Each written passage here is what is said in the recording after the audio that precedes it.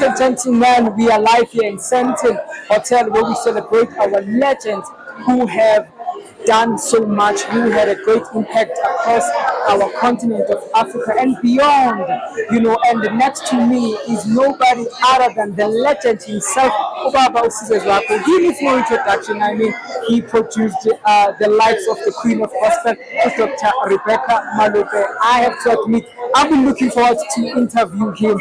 And look at God, today I'm standing next to him. Baba Gunjan.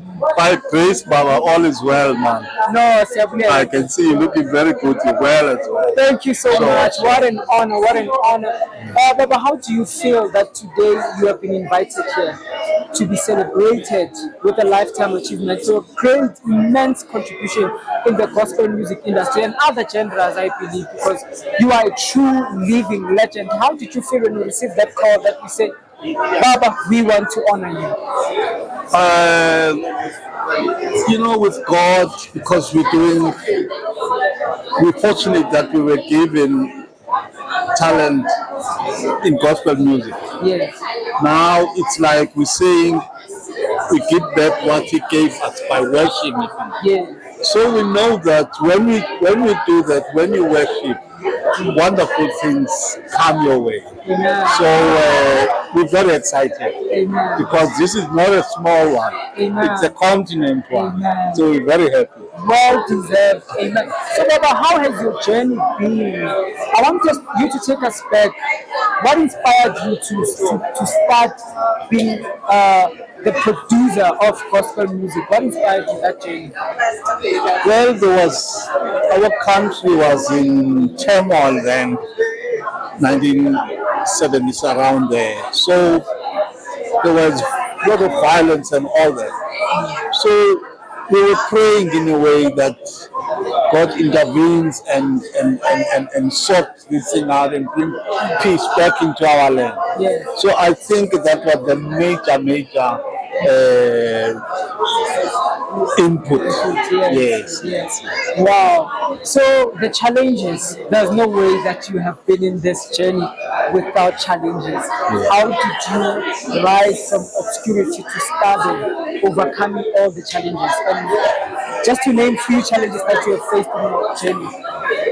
Well, first, the record companies never wanted to do gospel because they were saying it's not selling, because then the biggest thing was Brenda Fassie, Yvonne Chaka Chaka and all that. And then when we came with gospel, everybody said, no, we can't do it.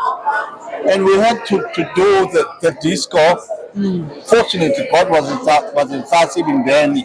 We did well until we gained power and put it our feet flat and said, no, we want now to do gospel.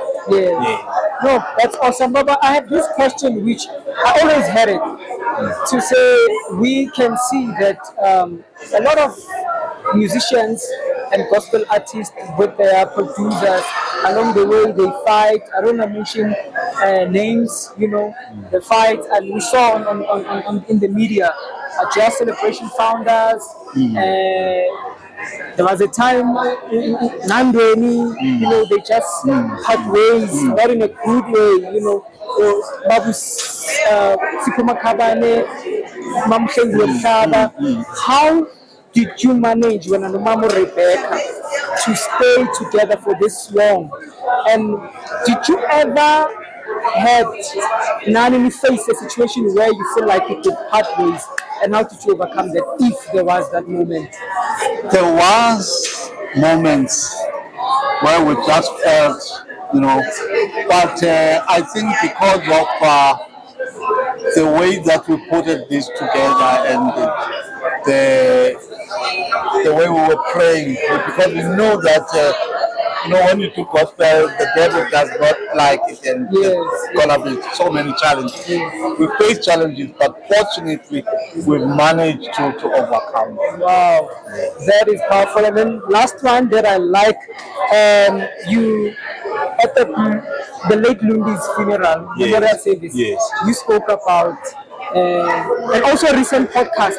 You spoke about there was a time when he came into the industry and he was a threat kuwe nomama Rebecca. How has that journey been? You know, I called him Ninos, El Nino. You know, El Nino is that volcanic thing that comes, and so to us he was a volcano. Okay. He came and shake our foundation. Yes. You know, and it's a pity that he left early. Yes. You know, he was a huge blessing Yes. in this country. Yes. So I'm saying this with confidence, and I really miss my boy. Amen. Yeah. No, it is well, Baba. What would you say to the founders of Icons of Africa, since they'll be honoring you today with a Lifetime Yes. Achievement Award, and your last words to a young person out there who is still trying, producing a Romania Kelapayana, who still wants to rise from obscurity to stardom? I'm saying there are times when you want to pursue your dreams. There are times where you feel like things are falling apart and it's not possible and all that. I'm just encouraging those people that they must go on. You know, they must go on, and you know, I came to Joburg with just a train fare, and I slept for 3 days at the bus station. So, but I knew that God has put something in me. So I'm trying to say to the young ones, be serious about your thing, be honest to yourself, be disciplined, and things are possible. Amen. Thank you so much. Okay, Anything we can expect from you, Mama Rebecca? Is there anything new says, I'm hopeful soon we will come, because I called her and I said, listen, there's still turmoil in the world. You know, when we came in, we were there to sort of console people with songs like Tembele Pue and all that kind of stuff. And they worked. People told us that, hey, this music, we were depressed, but this music uplifted us. So I said to her a few months ago that there's still some turmoil, you know, and so we need maybe to come up with something that will give hope to people. No, thank you. And I'm thanking the organizers of this thing, of this award.